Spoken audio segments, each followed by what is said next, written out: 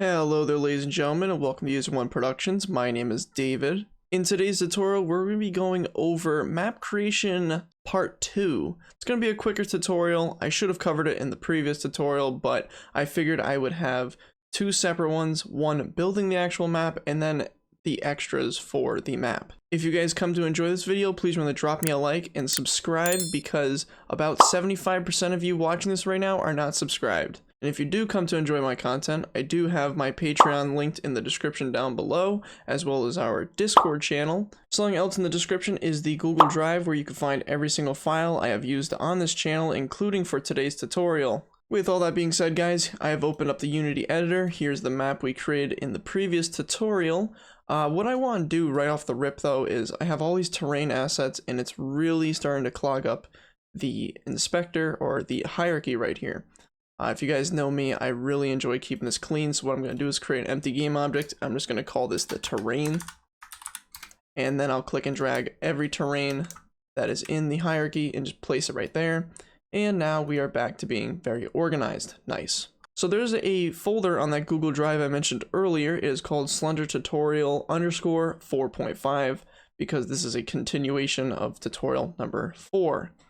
Inside we have a script that says random timer sounds, which is for playing those crickets randomly. Another thing we have is our sound, so we have a wind sound effect, the main music that will play, and then 3 different cricket variations. So let's get those out of the way. So we're gonna right click, create another empty. I'm gonna call this sound effects. And then inside there, I'm gonna create another game object, and I'll just call this main music. And with that empty game object, we can actually click and drag the main music in there. We want it to play on awake, and we want it to loop. The volume can be all the way up to 1. That's not a big deal right now. What I'll do now is actually duplicate the main music and rename it to wind. And then from there, we click and drag wind into the audio clip. That can also play on wake and loop. Let's just turn the volume down to something a little lower, like 0.75. So that way it's not the same loudness as the music, it's just kind of a subtle detail in the background. And now with that, we are going to be setting up the crickets, which are slightly different than the main music and the wind. So I'm going to duplicate the wind one time. I'll call that crickets. And what we want to do is actually have no audio clip attached to it, because the script is going to reference the sounds for us. We don't want it to play on wake, we don't want it to loop, and it can have a priority of 0.25 because it's crickets, another subtle detail in the background. Close that tab up, and let's add the random timer sound to it. Now this is where we're going to select our sound effects right here inside the script. So I will do cricket 1 for this one. And then the intervals, so it can either play between the minimum or maximum interval. So I want this sound effect to say it can play every 5 seconds, or it can play every 45 seconds. And I will do that for all of them, so I will duplicate the crickets and actually just rename them properly to crickets 2 and 3. And then inside the script, the sound effect, we just want to make sure the sound effects are lined up properly. You can go ahead and change the min and max intervals on each one. I'm just going to keep them between 5 and 45 seconds. And actually what I want to do is actually make this a child of the player. So what I'm going to do, the empty game object, it doesn't need to be directly on top of the player, just around him so he hears the sound effects relatively close. So what I'll do is just place it right there where our player is, and then click and drag sound effects into the player, so it'll follow us around at all times. Let's press play and hear how it's going. Sorry if it's a little loud on your guys' side, but it is in fact playing the main music. You probably can't hear the wind as much because it is very subtle detail. What I could actually do, just to make sure it is working properly, I could do a min interval of 1 and a max of 8. So anywhere between 1 and 8 seconds, we're going to hear those crickets. And there they are. Perfect. Okay. So the crickets are working flawlessly. Okay, so something else I've actually noticed that we should have went over in last tutorial, but we're doing it now. Let me mute this audio so you guys can still hear me. Is that, say we're playing the game, right? We're just chilling, playing, and all of a sudden we're running through trees. Yeah, something we don't want to happen, but is happening because we didn't set up colliders. So what we do to fix that is we'll open our terrain, activate this inspector if it's not already. Go to one of your trees, double click it, tree prefab, you can click it, and then it's going to bring you to that folder where the tree's at. Double click it, it usually comes with a mesh collider, we can just get rid of that because it's useless, it's not working. Let's add a capsule collider, and then it's going to get the whole size of the tree, where we only want it at the trunk of the tree. So we are just going to change the radius down to about the size of the trunk. Use your orthographic views if you have to. And then we are just going to tweak the values until it is centered on the trunk, like so. Just like that, okay? So that's one tree down. If you don't have autosave on, make sure you save it. Then click this little back button here. You can go back into the editor. I'm gonna go back to the tree, double click on that second tree, find it in the inspector, or in the assets that is, and then do that same thing we just did. So add a capsule collider, change the radius to an appropriate size, and then just make sure it is centered with that trunk as best as possible. It doesn't need to be 100%. Oh, Unity is freezing, that's awesome. And save it if it's not on autosave. And now when we play the game, we should no longer be able to collide with the trees.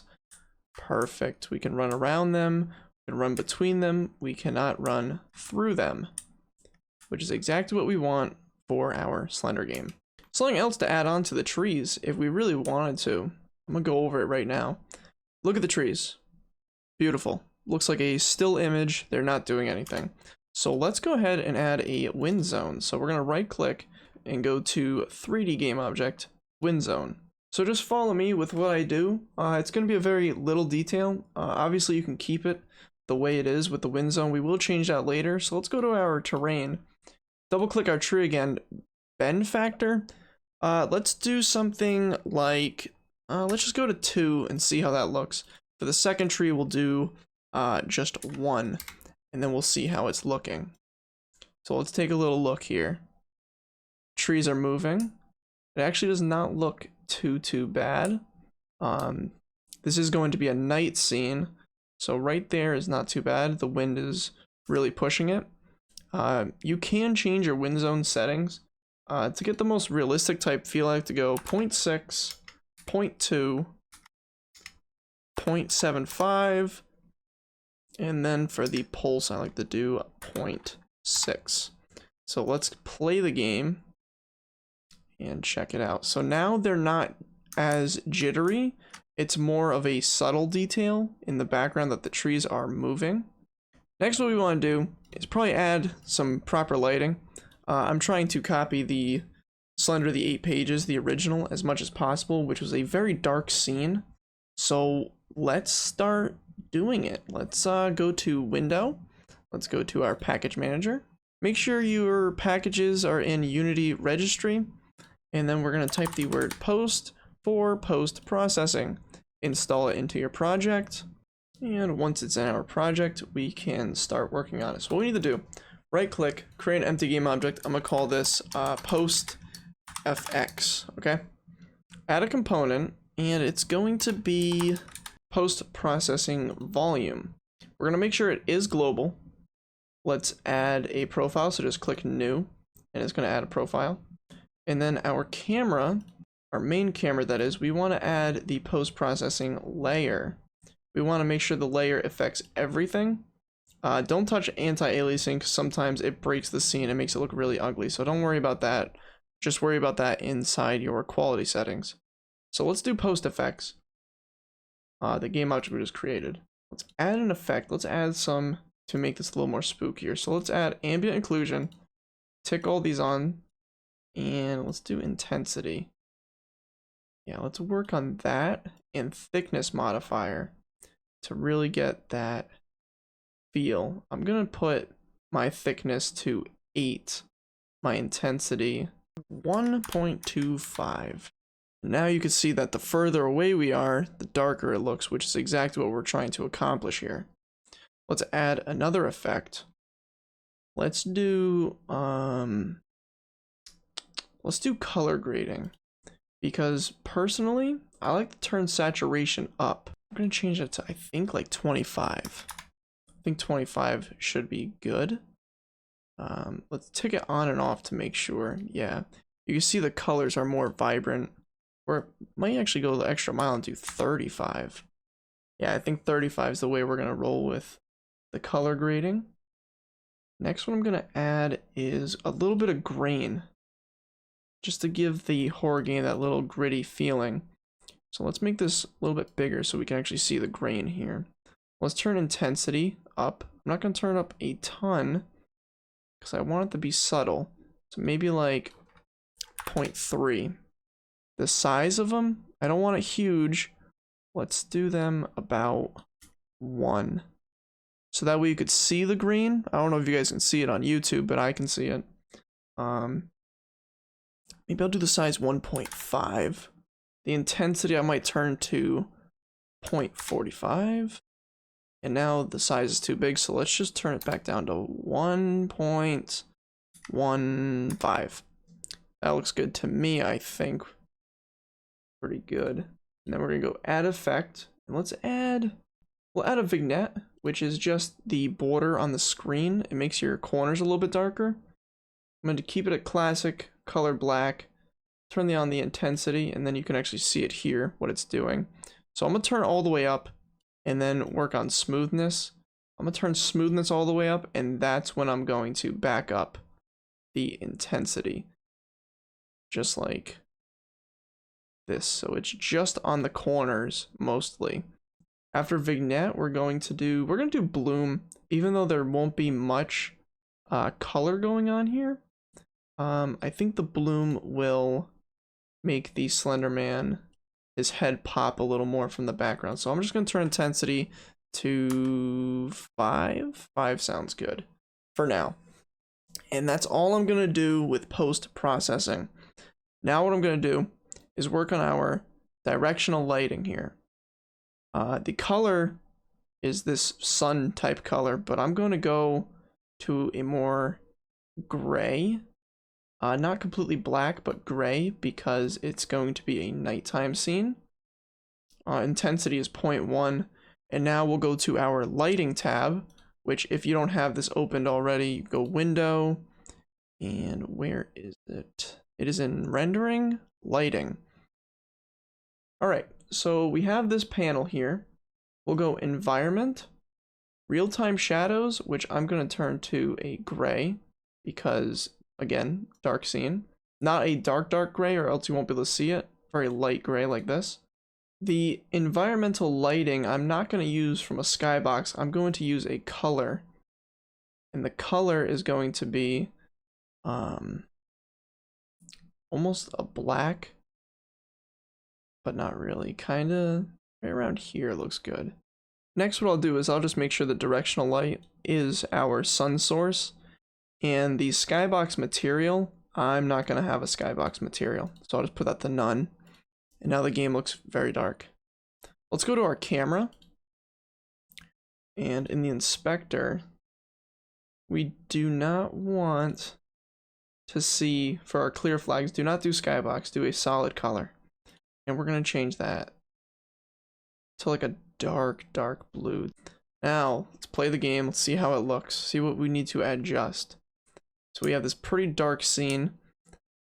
Turn on our flashlight. So I can already tell we need something else in the background, because you could see some of the trees back there are very light still.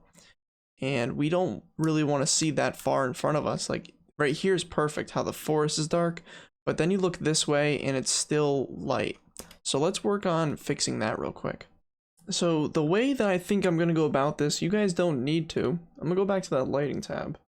In environmental lighting on ambient color, I'm going to change it down -1. So it's already darker. Let's actually bring this up so you guys can see a little bit better. Already darker. And then I think I might actually add fog. The fog, although I'm going to make it black. And then density, I'm going to slowly bring that up. Yeah, so that way we can't see too far in front of us. Let's do 0.089.1. I don't want it to be too dark. That way you can't see too far. You know what?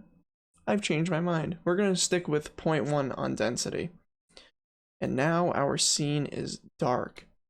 What we need to do next is actually, my blue on the skybox needs to be much darker. As you can see, that changes the whole sky. So let's bring it down to where it's almost black, but it's still blue. Let's play the game, see how this looks. Yeah, this is perfect for my game. I like it. I like it a lot, actually. So let's roll with this for the looks of the game. We have our sound effects playing. I do have the audio muted, so we don't have to hear it. And with that, my friends, I think that was everything I wanted to go through for tutorial 4.5 on how to make a Slenderman clone. Next episode, we will be looking at the Slenderman AI and how he's going to work. And yeah, that's going to be it for me. If you guys have come to enjoy today's tutorial, remember to drop me a like, subscribe. If you're new, click the notification bell so you do not miss an upload by me. Remember to check out the Discord linked in the description down below, along with the Patreon if you guys do want to support me. It is $5 a month, and I really appreciate it. And on top of that, all my Google Drive is linked in the description with the folder that I used for today's tutorial. And that's about it, my friends. Thank you all for watching. I appreciate you all, and I'll catch you in the next one. Peace.